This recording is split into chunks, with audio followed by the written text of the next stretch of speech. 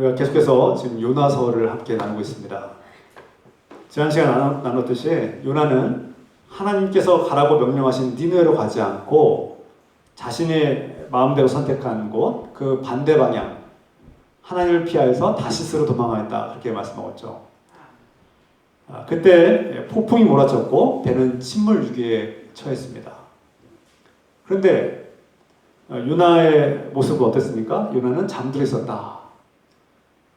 그가 하나님과의 관계에 문제가 생겼고 또 불순종했으며 영적으로 침체에 빠져들었다는 것을 알 수 있습니다.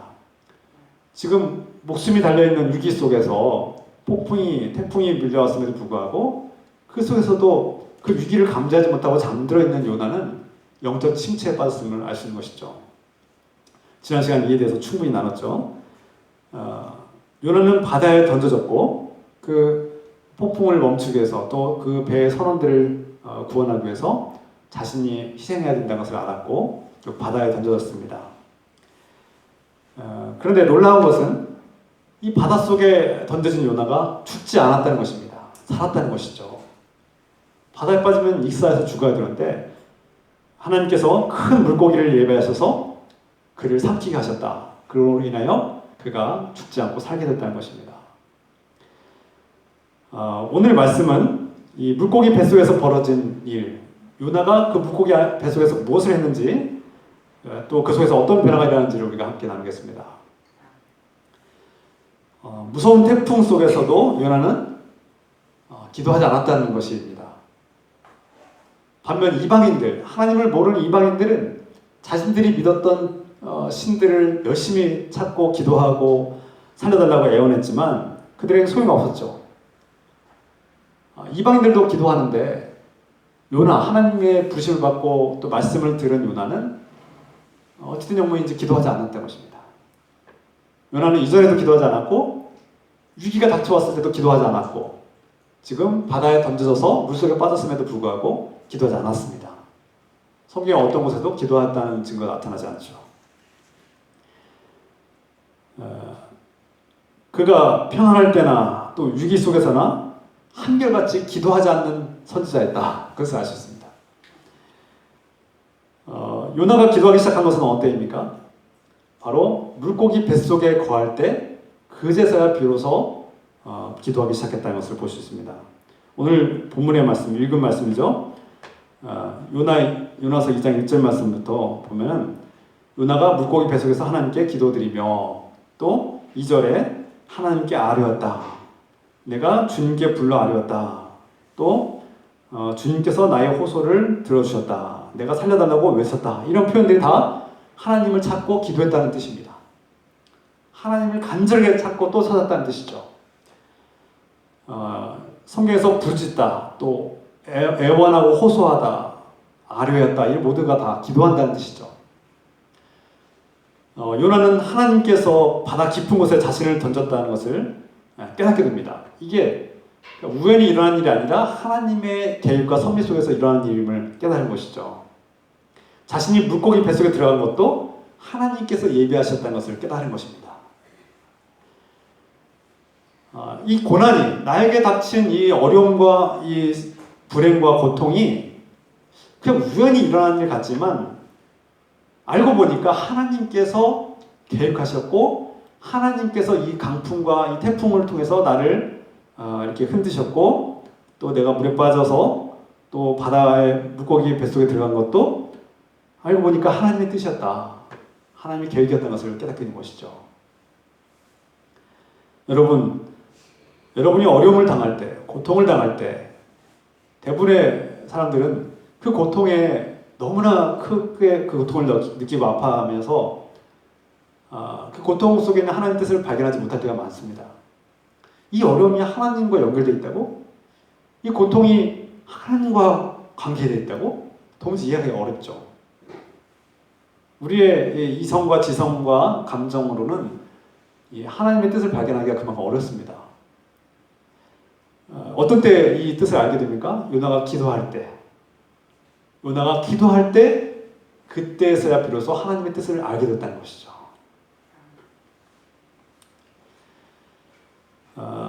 자신이 불순종했음에도 불구하고 그로 인해서 주님의 진노와 심판을 당했다는 사실을 깨달았는데 이 모든 것이 하나님의 은혜임을 깨닫게 된 것이죠. 요나는 독특하게도 이 고통 속에서 그 물고기 배 속에서 요나는 주님의 성전을 바라보겠다고 주님께 약속합니다. 내가 다시금 주님의 성전을 향하여 바라봅니다.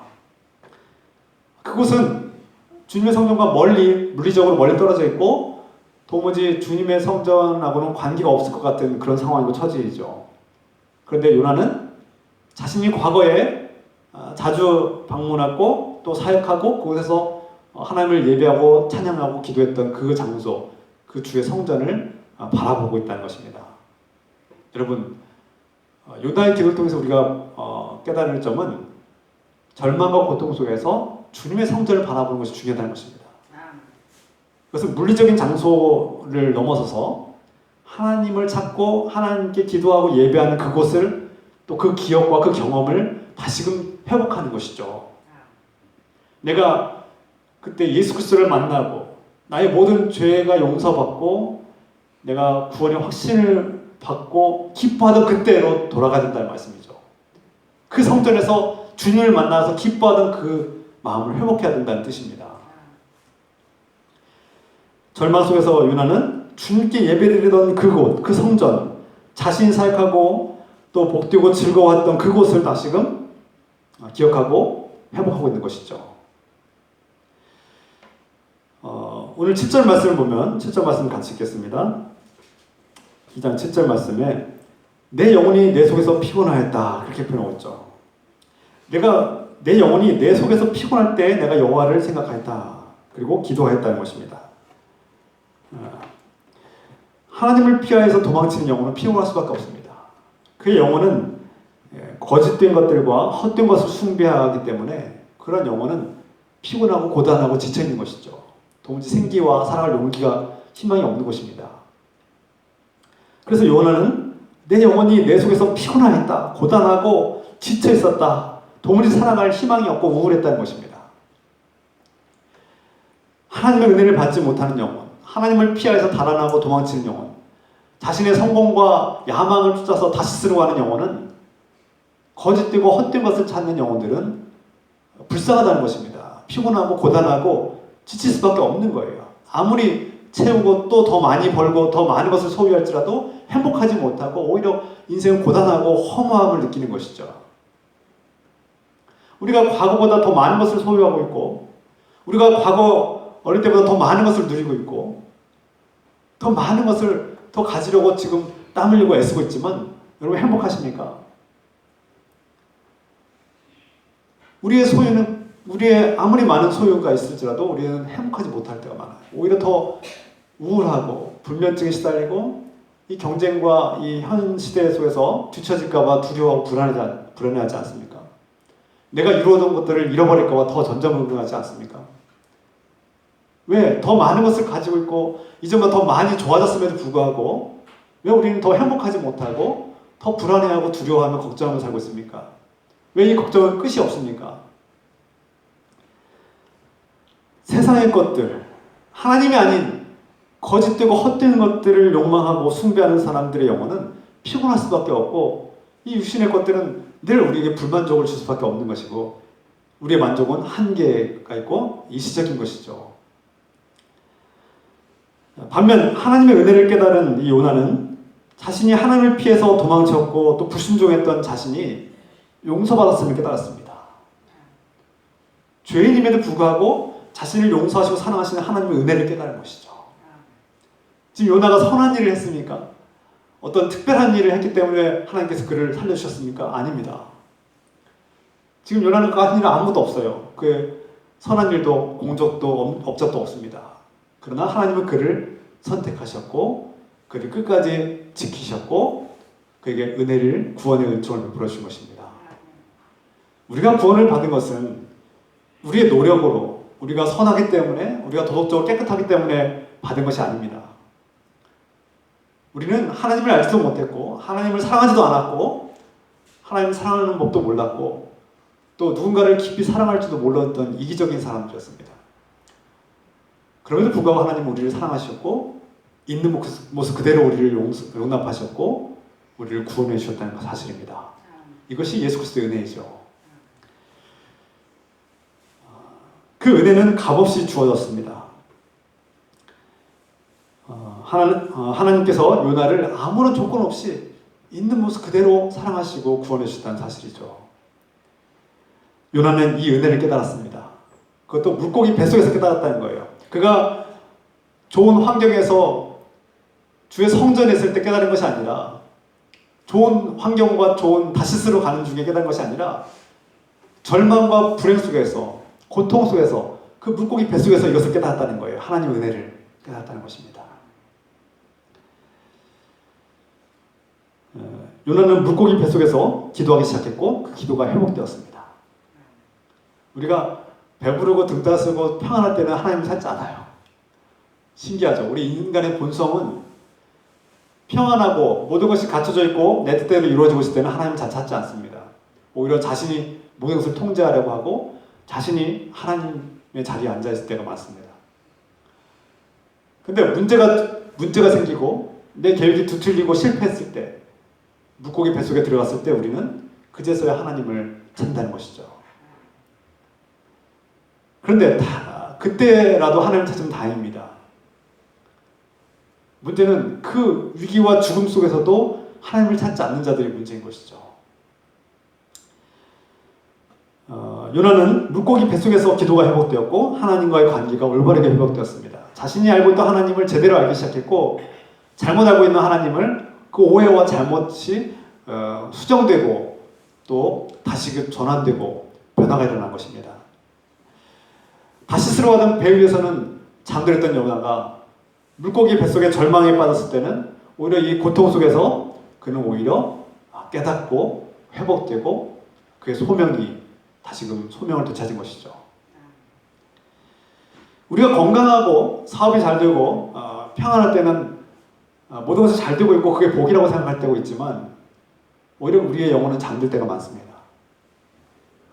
반대로 내가 원치 않는 고난이 생기고 어려움이 생기고 문제가 생겼을 때 우리는 하나님을 찾기 시작하고 내가 하나님의 은혜 가운데 살 수밖에 없는, 하나님의 은혜 없이는 살 수 없는 존재라는 것을 깨닫게 되고 하나님에 대한 잘못된 생각들이 수정되고 다시금 변화되고 내가 살아가야 될 인생의 목적이 무엇인지를 다시금 생각하는 그런 놀라운 소명이 회복되는 자리에 거하게 되는 것이죠.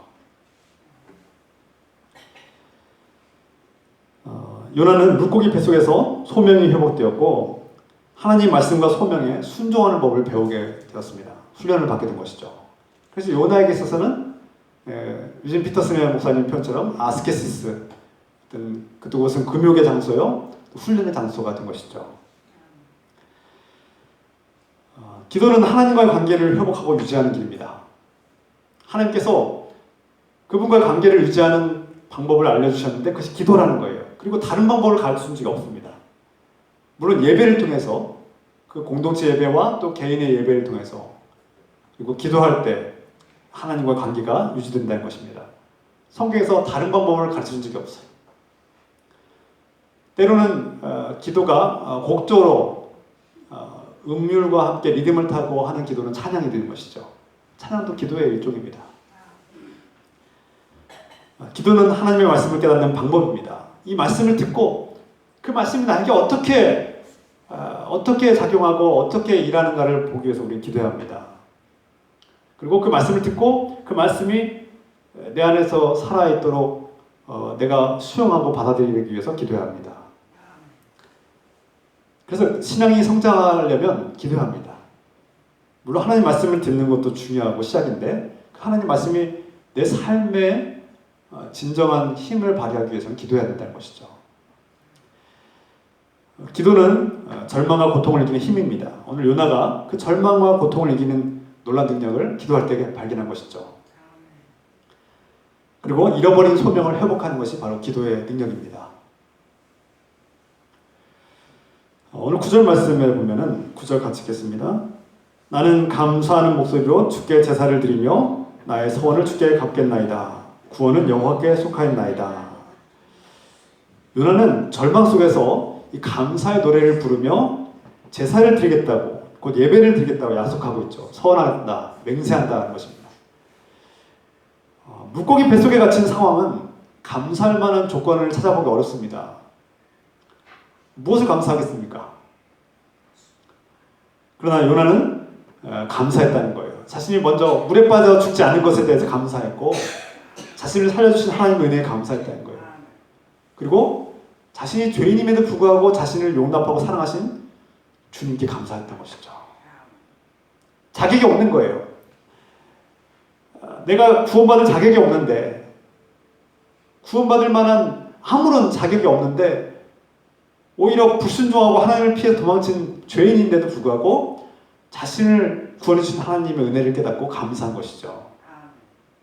십자가의 은혜를 깨닫지 못하면, 예수 그리스도가 왜 나를 위해서 십자가를 짊어지셨는지, 그곳에서 피를 흘리셨는지 깨닫지 못하면 우리는 감사할 수 없습니다. 제가 만난 많은 사람들을 보면, 심지어 오랫동안 신앙생활을 했던 분들 중에도 감사의 기도를 드리자, 감사의 기도 제목을 한번 써서 한 해 동안, 또 지난 날 동안 하나님께서 베푸신 은혜에 감사의 제목들을 써서 하나님께 기도하자고 이렇게 제가 권면하면 어떤 한 분의 얘기가 생각납니다. 내 인생을 돌아보면 도무지 감사할 거 없습니다.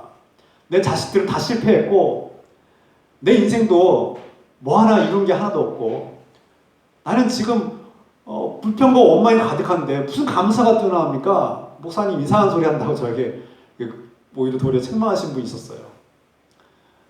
그리고 하나님을 믿지 않는 분들, 심지어 하나님을 믿는 분뿐만 아니라 하나님을 믿지 않는 사람들은 당신의 삶에 감사할 것이 있습니까? 물어보면 지금 먹고 사는 것도 힘들어 죽겠고 지금 뭐 가족들도 다 나가고 지금 사이도 안 좋고 관계도 안 좋고 직장에서는 늘 스트레스와 뭐 걱정 근심이고 저 상사는 마음에 안 들어서 지금 한 대 때려주고 싶고 이런 상황인데 어떻게 감사가 나오냐고 내 인생에.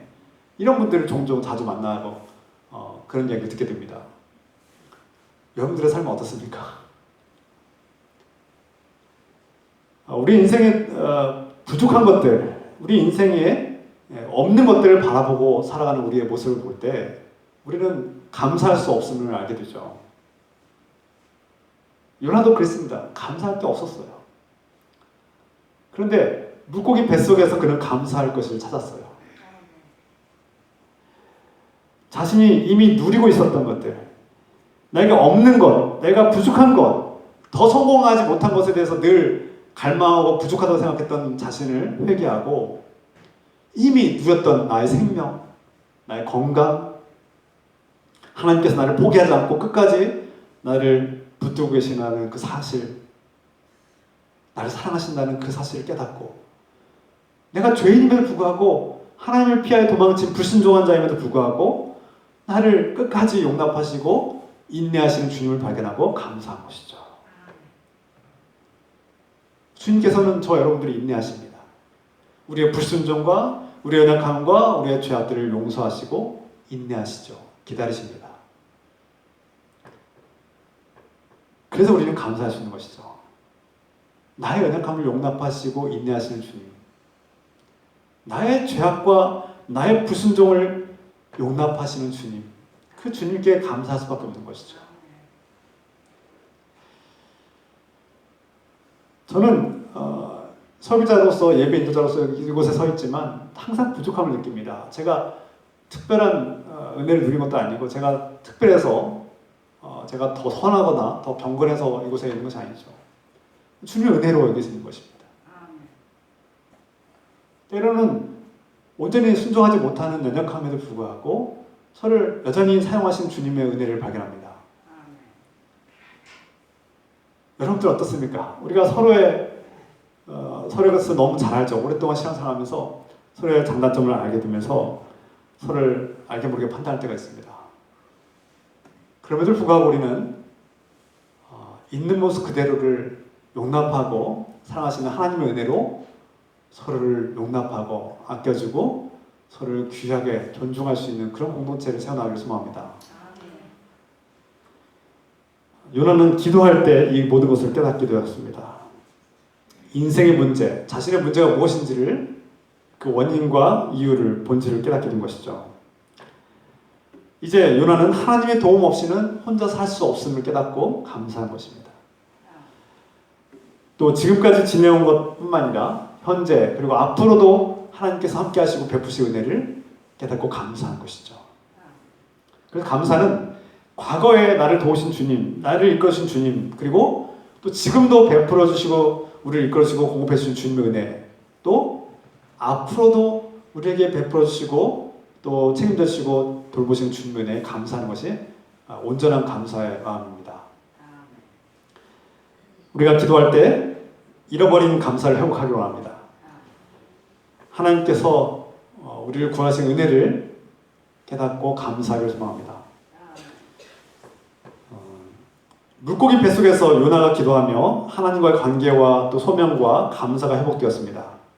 그러자 물고기는 그를 육지에 뱉어냈다고 말씀하고 있습니다. 10절 말씀 같이 읽겠습니다. 10절 여호와께서 그 물고기에게 말씀하시매 요나를 육지에 토하니라.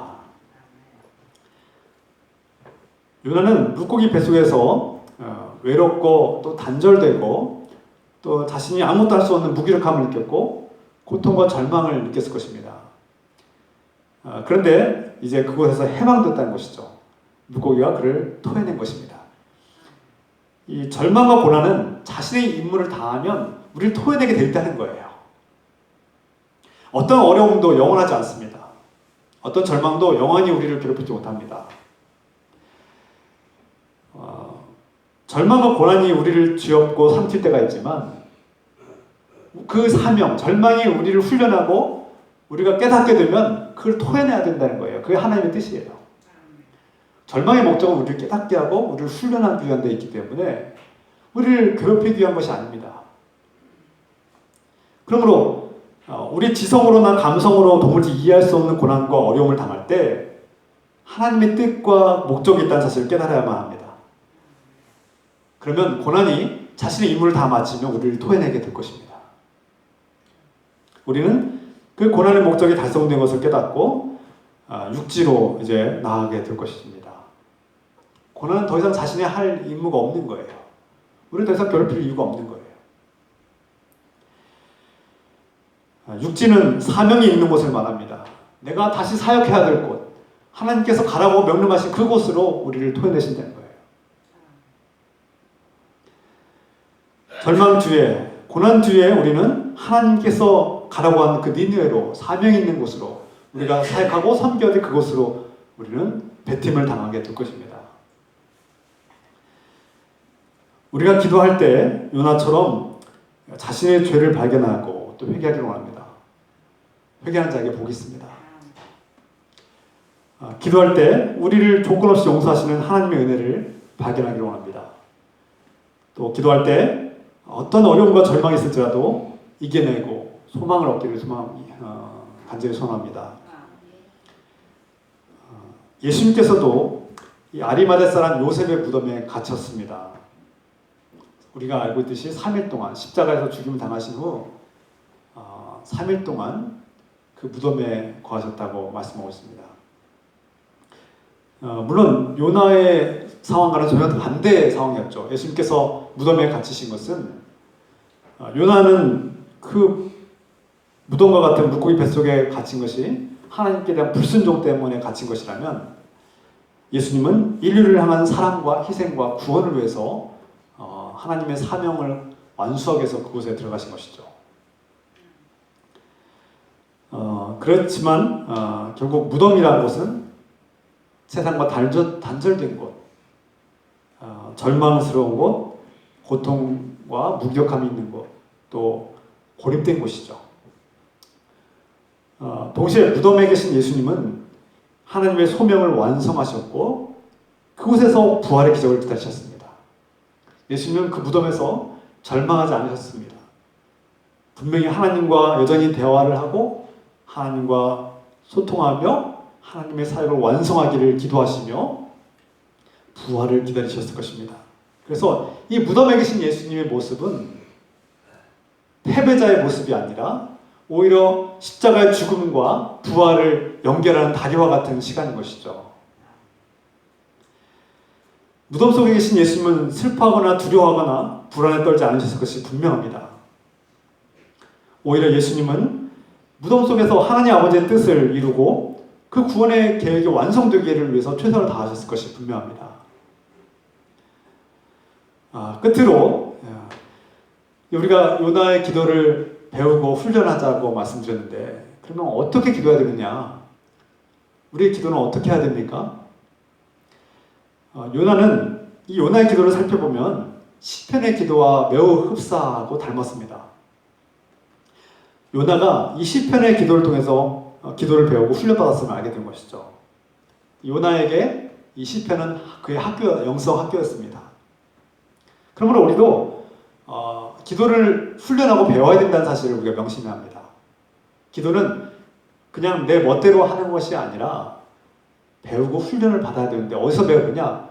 그 시편에서 배워야 된다는 것이죠. 저는 이 요나서의 말씀을 전할 때 유진 피터슨 목사님의 그 놀라운 해석과 그 영감과 또 그의 책을 도움받아서 이 말씀 또한 전하게 되었습니다. 유진 피터슨 목사님의 책, 이 목회자의 소명을 읽으면서 저는 목회를 배우고 다시금 저에게 연약해진 목회를 다시금 단단히 매는 그런 힘과 위로와 격려를 받고 있습니다. 그의 책에 나온 말씀처럼 요나의 기도가 시편 학교에서 배우고 훈련받은 것들임을 잘 알 수 있는데요. 또한 우리가 우리의 신앙이 더욱더 자라고 성장하려면 어떻게 해야 되느냐? 먼저 주일마다 드리는 이 공동체 예배, 이 주일 예배를 우리가 기쁘게 여기고 이 예배를 우리가 소중하게 여기고 이곳에서 주님을 만나고 주님을 예배하는 그런 훈련의 장소가 되어야 된다는 것이죠. 또 두 번째는 날마다 우리가 시편의 말씀을 읽고 그 말씀을 묵상하고 기도함으로써 이루어질 수 있습니다. 또 세 번째로 일상생활 속에서 내가 설거지를 하든 빨래를 하든 내가 직장에서 뭐 어떤 일을 하든 그 속에서 하나님과 늘 기도하는, 마음으로 기도하는 그 기도를 통해서 하나님과의 관계가 유지되고 우리의 영성이 깊어질 것입니다. 여러분, 기도는 꼭 교회에 와서만 하는 것이 아니라 여러분들이 삶의 직장에서나 가정에서나 어디든지 간에 주님을 찾고 의지하고 주님께 묻고 기도하는 그런 기도가 이루어지길 소망합니다. 우리는 이 세 가지를 통해서 우리의 신앙이 더욱 성장할 수 있고 성숙할 수 있음을 알 수 있습니다. 그래서 우리가 이 시편 학교에서 기도를 배우고 훈련하기 원하고 우리가 기도할 때 정직하게 주님 앞에 나아갑시다. 무엇보다 정직함이 중요합니다. 주님 앞에 나의 죄악과 나의 악한 본성과 이기심과 또 세상에서 상처받고 고통받는 것들을 정직하게 주님께 다 내어 맡기고 아뢰는 것이 중요합니다. 그런데 종종 이 기도를 오해하시는 분들이 있어요. 그러니까 내 마음속에 있는 모든 생각을 다 털어놓는 것이 기도인 줄 아는 사람들이 있어요. 그것은 아닙니다. 기도는 자기 마음속에 있는 모든 것을 다 그냥 쏟아내고 끝나는 것이 아닙니다. 자기 표현으로 끝나는 것이 아니라 기도는 하나님께 드리는 것입니다. 나의 고통까지도, 나의 슬픔과 아픔까지도 주님께 나의 마음을 드리는 것입니다. 이게 무슨 뜻입니까? 나의 마음을 주님께 드린다. 단순히 자신의 감정을 쏟아내는 것이 아니라 또 기도하라고 하면 우리는 이것도 주시고 저것도 주시고 A도 주시고 B도 주시고 이것도 채워주시고 이것도 채워주시고 이것도 채워주세요. 아멘 하고 끝날 때가 있는데, 기도는 내가 소원하는 것들, 내가 바라는 것들을 목록을 적어서 나열하고 끝나는 것이 아닙니다. 그건 기도의 작은 부분인 것입니다. 기도의 초점은 내가 아니라 하나님이고, 하나님께서 나를 사랑하시고 나에게 은혜를 베풀어 주시고 나를 구원해 주시는 그 하나님을 대면하고 그 하나님을 찬양하고 감사하며 하나님께 나아가는 것이 온전한 기도가 될 것입니다. 기도는 자기 몰두에서 벗어나서 하나님을 대면하는 일이고 그분의 사랑과 은혜를 보는 것입니다. 여기에 기도의 핵심이 있습니다. 기도를 통해서 우리는 하나님 말씀을 듣고 내 마음에서 성령을 통해서 말씀하시는 그 음성을 귀를 기울이고 하나님의 음성을 듣기 위해서 기도해야 되는 것이죠. 그런데 내가 원하는 것들만 쏟아내고 일방적으로 말하고 그냥 아멘 해버리고 일어난다면 그것은 일방소통이 아니겠습니까? 기도는 하나님의 은혜를 떠먹을 수 있는 그릇이며 우리의 숟가락과 젓가락이 될 것입니다. 하나님의 축복을 우리가 누리는 방법이 바로 기도입니다. 이제 오늘 말씀을 마무리하겠습니다. 우리 모두가 기도해야 된다는 사실은 공감할 것입니다. 하지만 일상에서 하나님을 찾지도 않고 또 간절히 도움을 요청하지도 않고 또 기도하지 않을 때가 많습니다. 우리가 기도하지 못하는 이유는 무엇 때문입니까? 평상시에는 이 태풍이 몰아치지 않기 때문입니다. 평상시에는 아무 문제가 생기지 않고 평안하기 때문에 기도하지 않을 때가 더 많다는 거예요. 평안할 때는 기도의 절실함과 필요를 피부로 느끼지 못할 때가 많습니다. 그렇다고 해서 하나님께서 항상 우리를 기도시키기 위해서 태풍을 불게 하시는 않으십니다. 이것은 가끔씩 일어나는 일이죠. 그럼 어떻게 해야 됩니까? 우리 스스로 기도의 시간과 장소를 마련하고 노력해야 합니다. 시간을 정하고 물고기 뱃속에 들어가야 되죠. 예수님께서는 골방에 들어가서 기도하라고 했습니다. 아무도 방해하지 않는 조용하고 은밀한 곳에서 주님과 소통할 수 있는 그곳을 정하고 정해진 시간에 주님을 찾으라는 말씀이죠. 보여주기 위한 기도가 아니라 체면 때문에 하는 기도가 아니라 간절하게 주님과 소통하고 주님을 대면하는 시간을 가지라는 뜻입니다. 저는 여러분들이 매일 정해진 시간에 정해진 장소에서 주님과 대면하는 시간을 갖기를 소망합니다. 물고기 뱃속으로 골방으로 들어가시길 소망합니다. 사람들이 작심삼일에 끝나는 경우가 많습니다. 내가 어떤 것을 결심하고 3일을 넘지 못할 때가 많은데 여러분 자신이 할 수 있는 가장 쉽고 간단한 규칙을 정하고 그것을 지키는 것이 중요합니다. 그곳에서 하나님을 찾고 삶의 문제에 대해서 질문하고 하나님의 응답을 기다리는 그런 복된 여러분 되시길 소망합니다. 그 속에서 그 물고기 뱃속에서 골방에서 우리의 죄악을 회개하고 또 자격 없는 이 죄인을 구원해 주신 하나님께 감사의 찬송을 드리고 주님께 예배드리는 그런 기도가 회복되고 잃어버린 소명을 회복하기를 주 예수 그리스도의 이름으로 축원합니다. 기도합시다. 사랑의 하나님 아버지, 누나는 하나님